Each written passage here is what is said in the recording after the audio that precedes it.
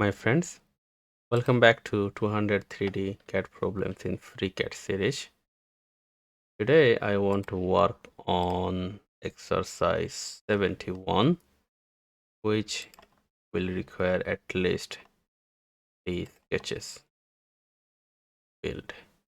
Actually, maybe 2 sketches.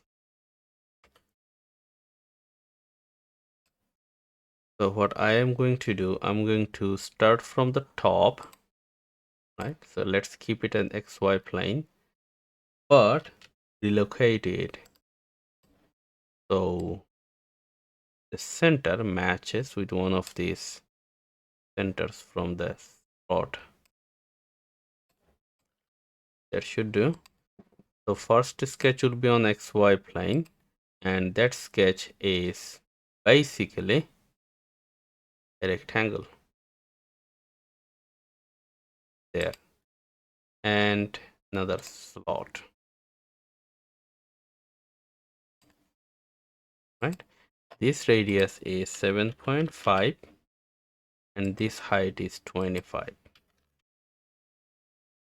and this length is 50, right? It obviously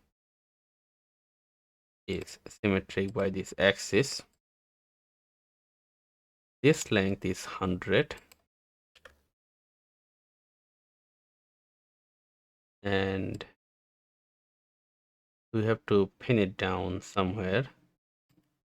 This point is 15 plus 25 millimeter away, which is 40. That kind of constrains everything. All right, so first sketch, this is the base, and through that for 10 we got our base. Second sketch, it will still be on that face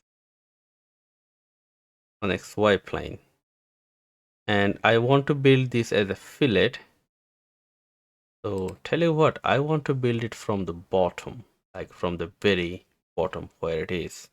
So that way it may give us, on the one of the last videos, like couple videos ago, I talked about the exactophobia when it comes to filleting and chamfering in FreeCAD. We will address that.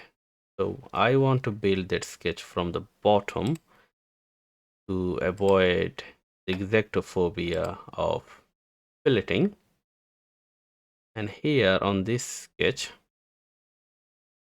right, I want to do, so take this line as a reference and then start drawing the wall as it follows.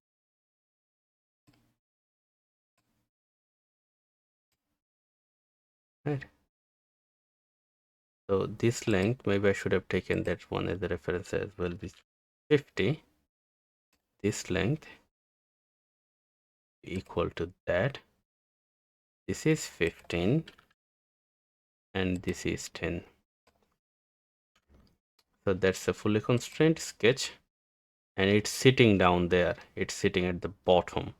I want to pull that up by 50 in total, right? So let's go ahead and pull it up by 50.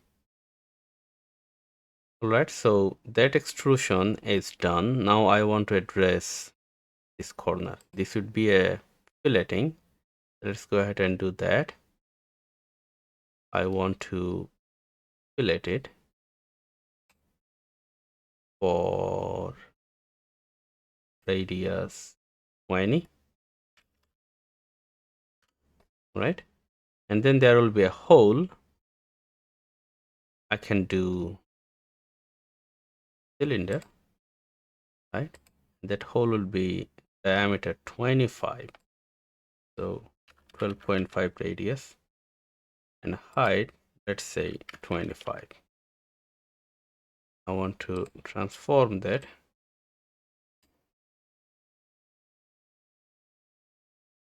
Come here, maybe there. right?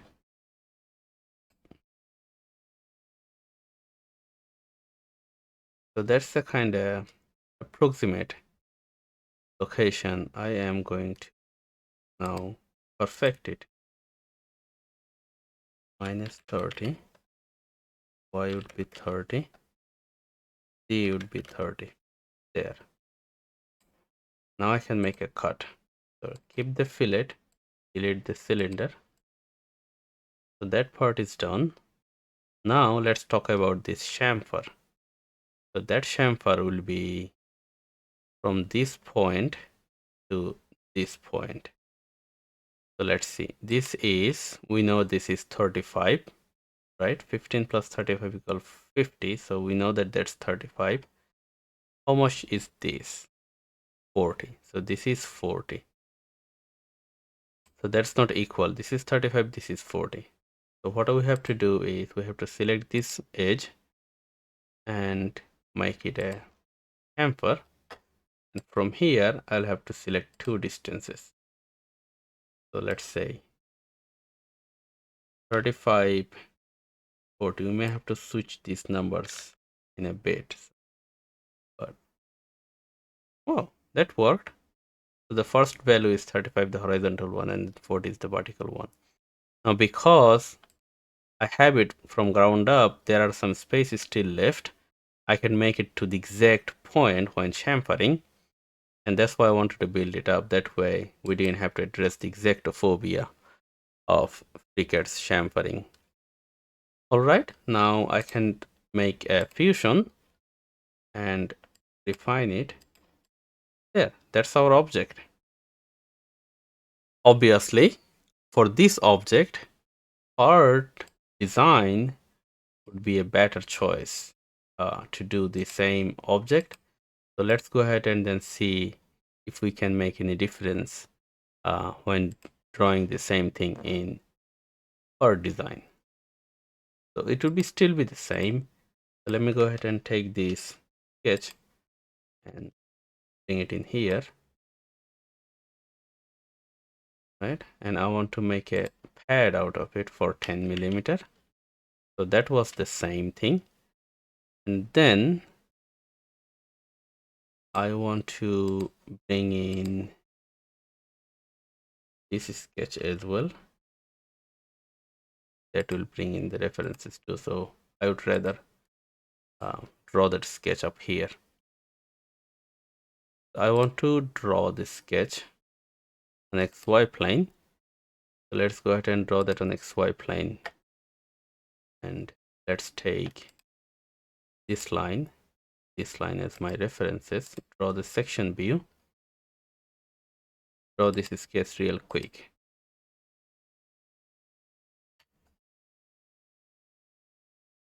And make a pad out of it for 50.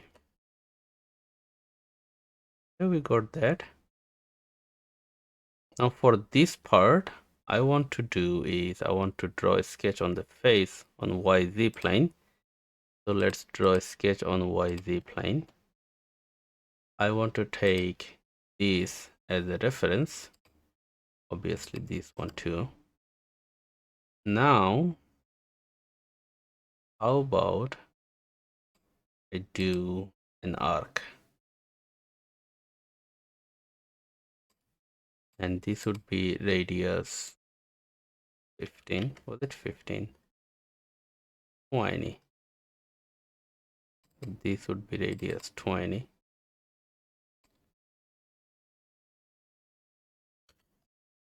And then these 2 points would be vertical. These 2 points would be horizontal. All right. And then there will be another circle which should have 15 radius. Was it 15 radius? 25 diameter. So 12.5. So we want to make this as a whole. How about I make this connected?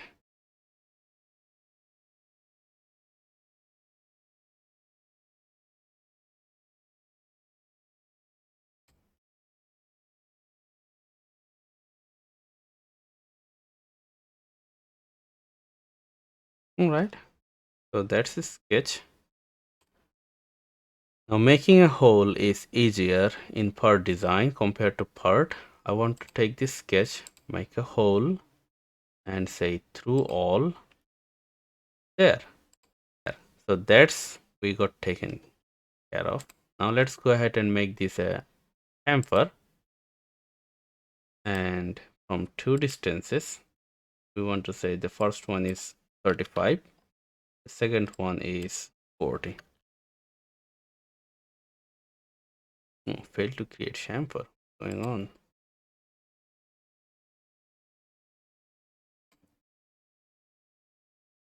Okay, this was 40.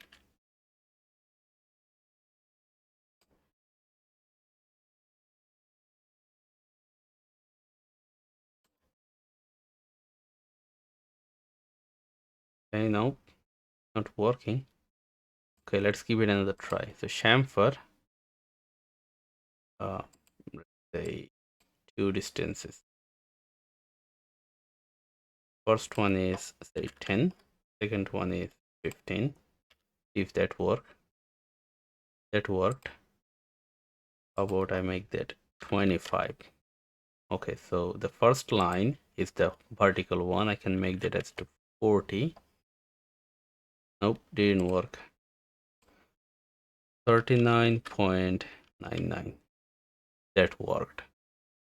Second one is 25. 35. All right, so that exactophobia came back. Okay, so that's what I was talking about. Anyway, our design did definitely help us with making the whole, but everything else was pretty much the same.